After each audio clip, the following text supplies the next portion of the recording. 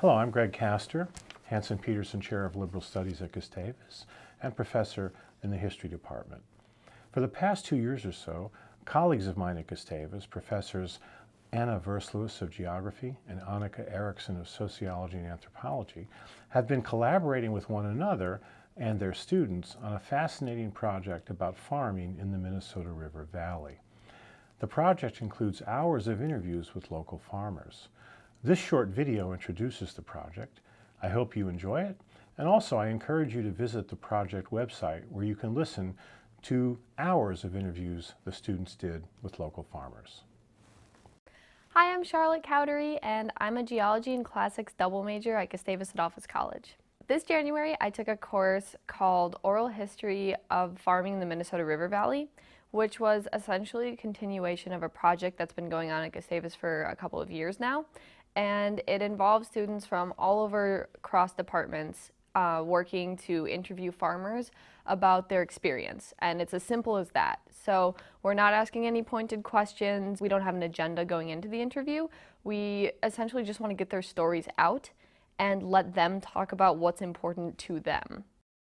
So we created a website where we have uploaded all these videos, and we also coded all of the 14 plus hours of interviews, which means we typed them up and then looked for common running themes throughout them. So if we saw a section where they're talking about the future or where they're talking about sustainable agriculture, then we'd code that with that name, and then we compiled all of those into other separate categories. So when you look on the website, you can see, oh, this is the section about the future, this is what farmers think about that, and then we also have little stories from the individual interviews themselves.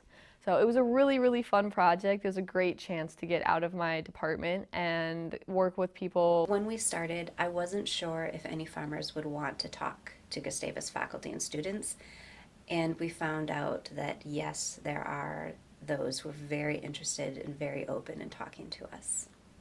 Working with students has been fun in a number of ways, and one of the ways is to see some students who enter without much interest in agriculture, or at least in conventional agriculture, coming to realize why it is very important and how it's impacted by these broader trends we see in society and how it in turn impacts so much of our lives, especially through the food we eat.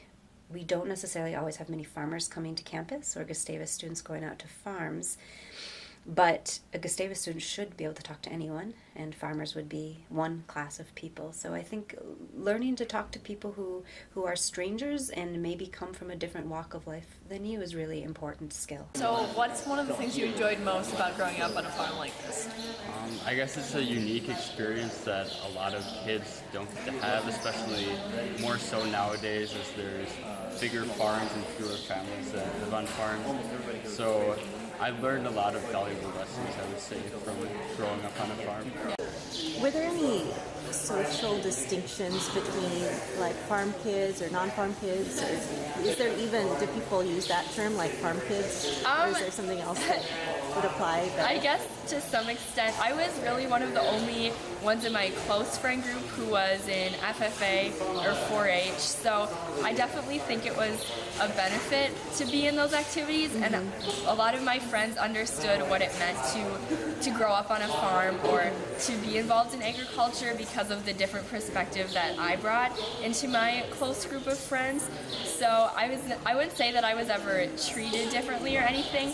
All my friends were always really supportive of me dairy judging or being a dairy princess, or they would understand if I couldn't come to something because I had to milk cows. So it's definitely a different way of growing up, but I think it also is valuable not only for the farm kid, but for those around us to understand a little bit more about what life on a farm looks like.